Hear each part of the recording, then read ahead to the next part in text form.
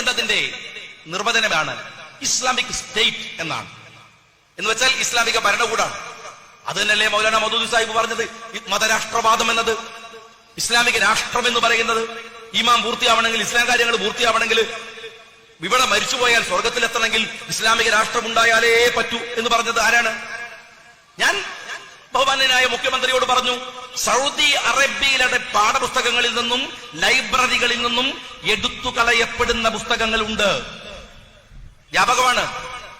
മൗലാന മൗദൂദിയുടെ പുസ്തകങ്ങൾ സൗദിയിലെ എല്ലാ ലൈബ്രറികളിൽ നിന്നും എടുത്തു കളഞ്ഞു, എല്ലാ പാഠശാലകളിൽ നിന്നും എടുത്തു കളഞ്ഞു. കേരളത്തിൽ യഥേഷ്ടം വിൽക്കപ്പെടുകയാണ്. ഞാനിപ്പോ ഒരു പുസ്തകം പരിഭാഷപ്പെടുത്തിയിട്ടുണ്ട്. അത് കാണേണ്ട കേൾക്കേണ്ട പുസ്തകമാണ്. കേരളത്തിൽ ഇന്നുവരെ ഇത് പരിഭാഷപ്പെടുത്തിയിട്ടില്ല, മലയാളത്തിൽ ഇറങ്ങിയിട്ടില്ല. ഉറുദു പുസ്തകമാണ്, പാകിസ്ഥാനിൽ നിന്ന് വരുത്തിച്ചതാണ്. എന്താ പുസ്തകം എന്ന് വെച്ചാൽ മൗദൂദി സാഹിബ് എഴുതിയ പുസ്തകമാണ്. മുർത്തത്തിനെ വധിക്കണം എന്ന് പറയുന്ന ഒരു പുസ്തകമുണ്ട്. ഞാനത് ഏതായാലും ഇവിടെ അത് ഇറക്കണില്ല. കാരണം എന്താണ്, പൈസ ഇല്ലാഞ്ഞിട്ടാണോ എനിക്കറിയില്ല. ഞാനത് ഇറക്കാൻ പോവാണ്. ഞാനതിന്റെ പരിഭാഷ മുഴുവൻ പൂർത്തീകരിച്ചു. അത് ഇറങ്ങേണ്ടത് ആവശ്യമുണ്ട്. എവിടെയാണ് IS എന്ന് പറയുന്നത് കോൺസെൻട്രേറ്റ് ചെയ്ത പോയിന്റ് എന്ന് നിങ്ങൾക്ക് മനസ്സിലാവണമെങ്കിൽ നിങ്ങളത് വായിക്കണം. മനുഷ്യത്വ വിരുദ്ധതയുടെ മുഴുവൻ അംശങ്ങളും വലിച്ചെടുത്ത് പുറത്തിട്ട് കൊടുത്തിട്ട് നിങ്ങൾ വായിക്കോന്ന് പറയാം. എന്നിട്ട് ഇബിലിസ് മാറിക്കണമാതിരി കുറച്ച് ദൂരം മാറി നിന്നിട്ട് ഞങ്ങളൊന്നുമില്ലേ, ഞങ്ങൾ കണ്ടോ സാധുക്കള്. നിങ്ങൾ സാധുക്കളായിട്ട് വല്ല കാര്യമുണ്ടോ? ഈ ആശയം മുഴുവൻ തീയല്ലേ?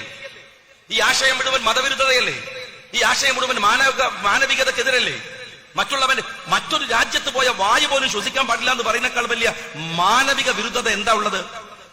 ഇസ്ലാമിക രാജ്യമല്ലാത്തടത്ത് പോയാൽ നിങ്ങൾക്ക് വാങ്ങുന്ന ശമ്പളം ഹറാമെന്ന് പറയുന്നതിനേക്കാൾ വലിയ മാനവിക വിരുദ്ധത എന്താ ഉള്ളത്? ഒറ്റക്കാര്യം ഞാൻ ചോദിക്കട്ടെ. ഞാൻ ഈ പ്രസ്ഥാനത്തിന്റെ ഭാഗമായി നിന്നുകൊണ്ടല്ല, ഞാൻ ഒരു കാര്യം പറയട്ടെ. സത്യസന്ധമായി ഇവരൊക്കെ പറയേണ്ട ചില വസ്തുതകൾ രാജ്യത്തുണ്ട്. അതെന്താണെന്നറിയോ നിങ്ങള്? ഈ രാജ്യം ജനാധിപത്യ രാജ്യമാണ്. നമ്മളിവിടെ മദീന കരാർ പോലെ ഇന്ത്യയോട് ബൈഅത്ത് ചെയ്ത് ഈ നാട്ടിൽ ജീവിക്കുന്നവരാ നമ്മൾ. ഇവിടെ എടുക്കുന്ന പ്രതിജ്ഞയുണ്ട്. ഈ രാജ്യത്ത് പറന്നു വീഴുമ്പോൾ നമ്മൾ കൊടുക്കുന്ന ഒരു അഷ്വറൻസ് ഉണ്ട്. അതെന്താണ്? അതൊരു വിശ്വാസത്തിന്റെ ഭാഗമാണ്.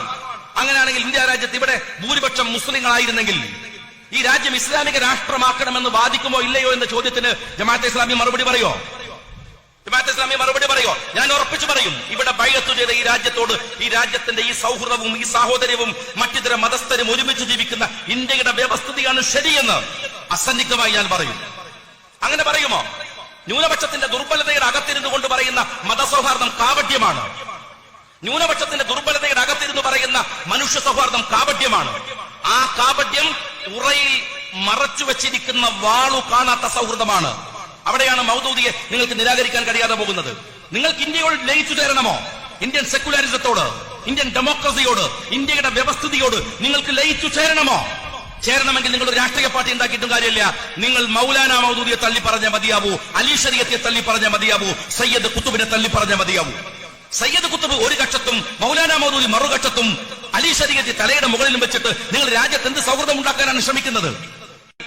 സ്വാതന്ത്ര്യ സമരകാലം മുതൽ ഇന്ത്യയിൽ മുസ്ലിം കമ്മ്യൂണിറ്റിയെ പഴപ്പിക്കാൻ നടന്ന കുറെ ആളുകളുണ്ട്. ഇപ്പൊ ഇന്ത്യയിൽ മരിച്ചുപോയാൽ അതൊരു അനിസ്ലാമിക രാജ്യത്ത് കടന്നിട്ട് ഞാൻ മരിക്കേണ്ടി വരുമെന്ന് കരുതി പാകിസ്ഥാനിലേക്ക് പോയാലാണ് മൗലാന മൗദൂദി. ആ മൗദൂദിയുടെ വിശുദ്ധമാക്കുന്ന ഒരു തീവ്രവാദ വിരുദ്ധ സമീപനത്തോട് യോജിക്കുന്ന ഒരാളല്ല ഞാൻ വ്യക്തിപരമായി.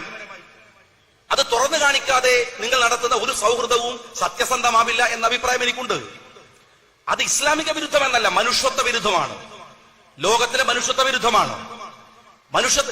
ഒരു ഭാഗത്ത് ഇത്തരത്തിലുള്ള അനിസ്ലാമികമായ പ്രവണതകളെ ഇസ്ലാമീകരിക്കാനുള്ള പുതിയ കാലത്തെ സംജ്ഞകളെ മുഴുവൻ എതിർക്കപ്പെടേണ്ടതുണ്ട്.